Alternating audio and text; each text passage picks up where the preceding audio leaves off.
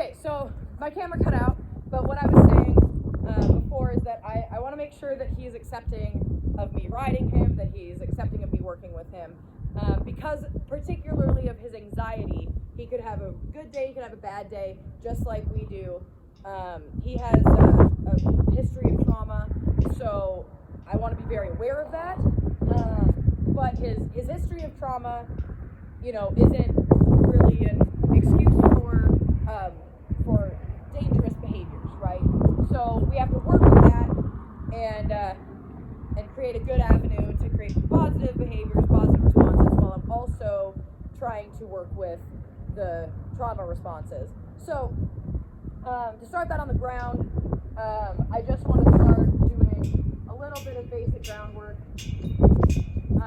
asking him around me. I'm looking for softness in his head, that he's not resisting the bit, and that when I ask for a hind end to move, that we're going to get a good response here. There.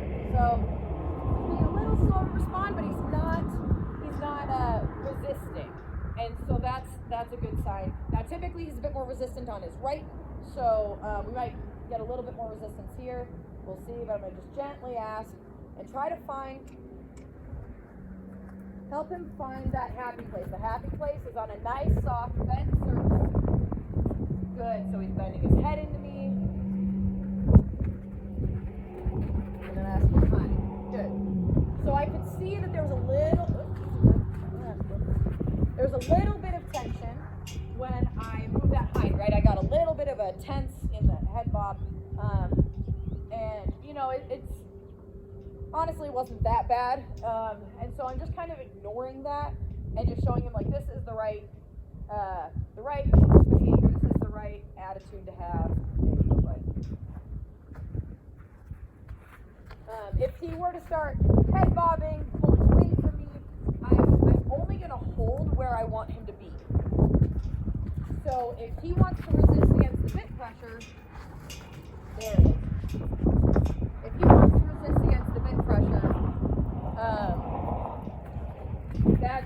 that's his problem. I'm going to stay where I am, and he's going to find that nice soft release. So what you saw there when he tried to turn into me, and then I asked him to continue, I didn't blow up. I just showed him the avenue, and he was able to find it on his own, right? That's where I'm not going to fight fire with fire. Good. See, that time when he did it, we got a much better response. So I'm just giving him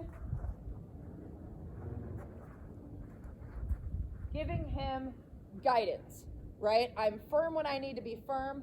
If I need to protect myself, if he's going to be one that comes up over me, yeah, I'm going to throw my hands up and say, hey, you got to get out of my space. But I can be firm, but in the right spot. And what I mean by that is that if I want him to stay right between my hands right here, and he tries to go outside of it, well, I'm going to stay firm and say, these are my boundaries. But inside those boundaries, it's going to be really nice and easy. It's kind of like bumpers on a bowling lane, right? It's like you can go back and forth within those bumpers, but that's where you're going to stay, right? So I'm just creating the bumpers, right? And eventually he'll go right down the center of that lane. And if he goes outside of that, right, he's gonna hit my resistance, my personal resistance, right, where I say these are my boundaries. He's gonna hit that, and if he throws a fit, that's on him. I'm gonna ignore it, and I'm just gonna say, nope, my boundaries are right here. This is where I want you to stay. So I don't get explosive. I don't try to shove him back the other way. I say, nope, we're just right here. So I just want to make sure I create a lane, very clear boundaries, without any sort of explosive pressure. So I'm going to get him on my circle here. So right there, good. So right there, I created my boundary. He wanted to come and turn in, and I just put my hand up and said, here's my bumper, here's my boundary. You're going to stay within my boundary. Now I'm going to ask for the hind. Very good. Oh. Good. Very nice. And then I'm going to ask him off the other direction. So when I feel that he's calm and willing in this, then I might start, good, much better. Then I might start with some riding stuff. So the next thing I'm going to do here, hopefully you can see my mounting block, is that I'm just going to get on my mounting block. I'm going to ask him to park to me, make sure that he's calm and accepting of me on his back. So he already knows how to bring himself over to me at the mounting block. So the reason that I want him to bring himself over to me, because there is resistance, is this way I can tell if he's fully accepting of me on his back. So right now what he's kind of showing me is that he doesn't want me on his back, but he knows what he's supposed to do. And so I'm just gonna rub on him, tell him he's doing the right thing. He's a good boy. And I'm just gonna ask and see if he's willing to bring his back to me. Very good. Want to be able to kind of pound on that saddle. I'm above him, and he's calm and willing. So he's telling me, all right, you being on my back is not going to create too big of an issue. You know, obviously we might meet some resistance when I start asking for something on his back, but at least I know that this isn't causing anxiety. When I first started working with him, if I got above him and I tried to get this from him, even just getting above him, he would fly backwards and try to take the rope out of my hand. And so this is a huge improvement that he's saying, yeah, okay, I'm accepting of that. I might see if I have a little bend. So right there, the reason I released before actually getting a good bend out of him was that ear ticked back to me, and I knew that he was paying attention in that moment. And so I'm just going to reward him paying attention to me. I'm asking for the good boy. Just get that half step forward. Make sure I can hop up. Good boy. So he also has a tendency to want to move immediately.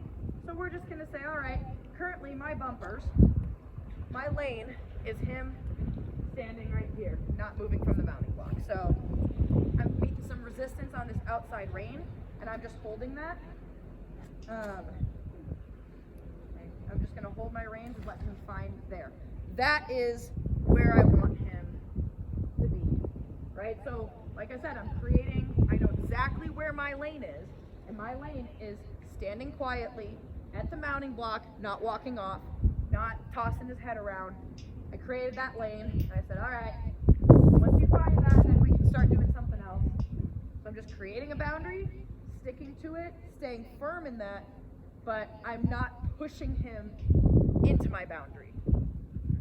I'm just asking him to stay within it. So it's not much different than when we're riding off of our seat. We create a lane with our legs. If we want to turn, our hips are going to shift, and we're going to ask our horse to move back underneath that shift. It's no different than that. It's just a little bit more broken down into something that is so simplified. And as simple as, I just want you to stand here. So then my first exercise, while I'm working on this resistance issue, is I'm going to ask him to walk, and I'm going to ask him to bend with just the rein pressure. So I'm not going to worry about where he goes. I'm not going to worry about his steering. All I want to see is that he's not resisting the bit pressure. And he's done this exercise a lot, so usually it's a pretty quick build that I can get him, just starting with rein pressure, and then I'm going to work up to some leg pressure, and I'm going to get a nice curve and bend through his rib cage. He has a tendency to want to fall forward on his front end, so I'm working on lifting that up. But the first thing is just to give terrain pressure without resistance.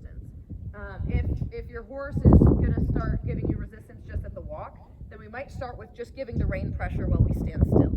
But I'm going to ask him for a walk, and I'm going to just pick up on a rein, and I didn't get resistance, so I'm going to release.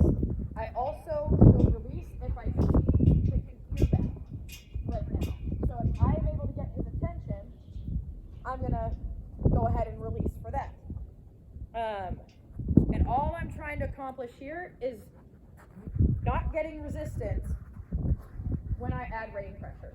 So that physical resistance or mental resistance right now. I'm going to pick up. I got an ear, but he's giving me physical resistance.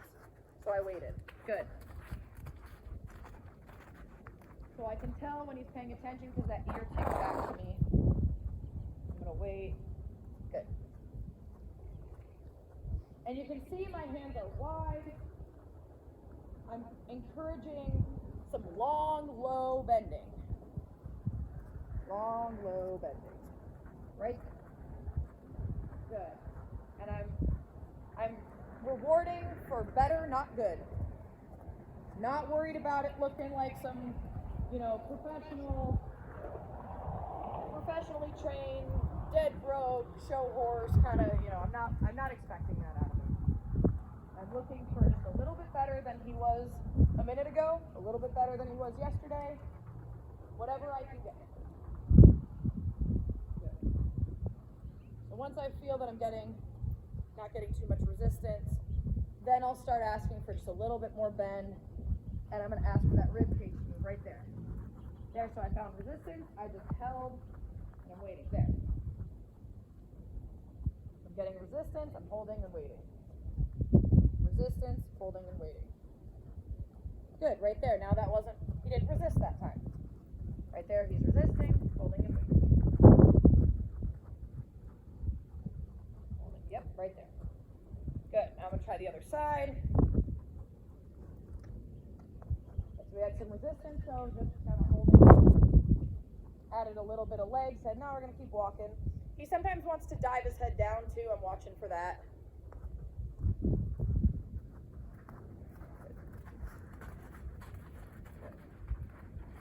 Good. So I found a little bit more resistance after I first tried to get him off my leg. And so I'm just going back to being able to change my bend without getting resistance. There. I'm just going to wait for it. Good. I'm just trying to make this so incredibly simple and giving him his happy place. I want him to find where the happy place is. Not asking for much, I'm just asking to not get resistance. So I'm going to keep doing this for a little bit. Right there. Now if he tries to pull away, I'm going to go back to that same side. Right, so right there, when I released, he tried to pull away. There we go. There, that time he just straightened out, he didn't pull away. So go ahead and flip sides. And you might get a horse that wants to yank their head away, pull their head down. We're going to say, all right, here's my lane. Going right back to it. There we go. Good, right there. Good, right there. So now I'm going to pick up and I'm going to add just a little bit of inside leg and look for a bend in the rib cage. Which I found he pulled away, so I'm going to go back to that same side. Very gentle little tap on that rib cage, waiting for him to lift and bend at the rib cage. Hopefully the video is picking up everything, because video is fixed and I'm letting him go wherever he wants, wherever he ends up. Waiting for the correct response. So I'm doing a little tap with that leg, waiting for the lift. Good.